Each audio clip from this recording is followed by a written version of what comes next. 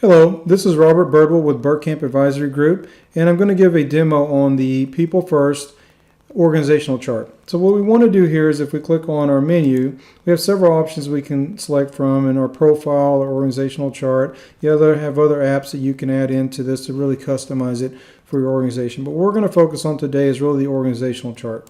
So if we click on the organizational chart, we can see what it's going to do is give you a holistic view of your organization. And as we see here, what we have is from this organization, what it's going to use is inheritance. So as you work off of this, what it will do is actually filter in all the demographics and details you have for your organization to all the different departments. So if we see from this standpoint, what we have is our organization, our chief executive, and then what we have is all our functional areas in here, which is very important too, because what you can do is you can really see who is actually employed within the organization, and then we can get into more details on how well they're doing in there. So I can see here from this standpoint, if I'm an executive, I can see who is employed within those departments, and if I'm an employee, I can also see how that the structure, the hierarchical structure is set up for the organization. So let's go back and click back on the chief executive. And if we scroll down, we can start to see what are the trends that we have for all our employees of the organization. So we can see with our trends, any starters, anyone that's been employed recently, any leavers, people that have changed different positions, vacancies that we have, any type of promotions that we'd have in the organization. And we can click on these and then look at those positions, and then we know we need to fill them, especially if they're key roles within the organization.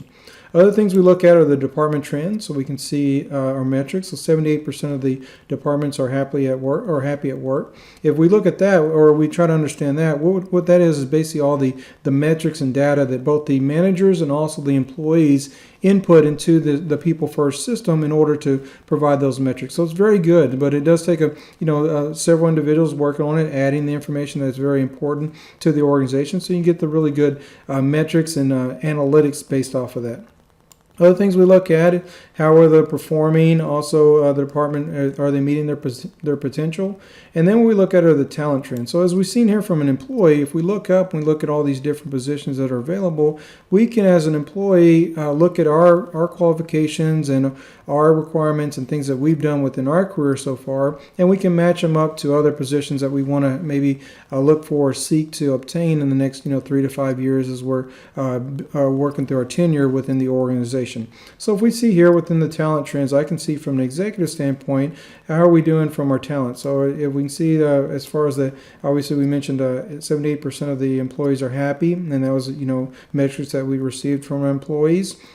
In addition to that, we can look at our performance, satisfactory, how many employees are below expectations, and these are really part of our check-ins. So if we go into just the concept of check-ins, what we try to do is not to get away from the yearly performance review. So what we found, and as you have found in your career, it's kind of hard to go in December and figure out what did you do well, what did you not do well, what do you need to work on through the entire year. So with the check-ins, what we have, this is really a focus on weekly and monthly check-ins to have a better collaboration with both the employee and the manager. And you really collect the data. So it's a good auditing system to say, what did we do over these last 12 years and how did we perform? And that gives you a better metric at the very end of the year as you look at what you need to do, what you need to improve on, and what are some things that you did very well for the organization.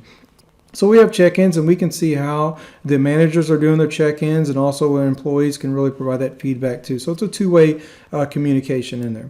So as we go in and we see for our recognition, we can see if there's anyone's been recognized lately for the organization. And then as I mentioned, the inheritance in here from our department, if we look from our organizational structure and we set up where the location is for the organization, you can really pre-populate all the departments that you need. And if there is a need, there's a lot of flexibility in the system for you to go out there, and if there's another location in California, you can make those adjustments from there and then tweak the system as needed. So very flexible and very scalable for your organization. Same thing with your benefits that you have. We can set that up and pre-populate it based off their working conditions or working terms that you have within the organization. So how often do you work? How many sick days do all employees get within the organization? And you build from there. So very good metrics from a holistic standpoint, and that's what we really like about it. So if you're looking at it from an organizational level, you can drill into all the way to your employees, and then from your employees,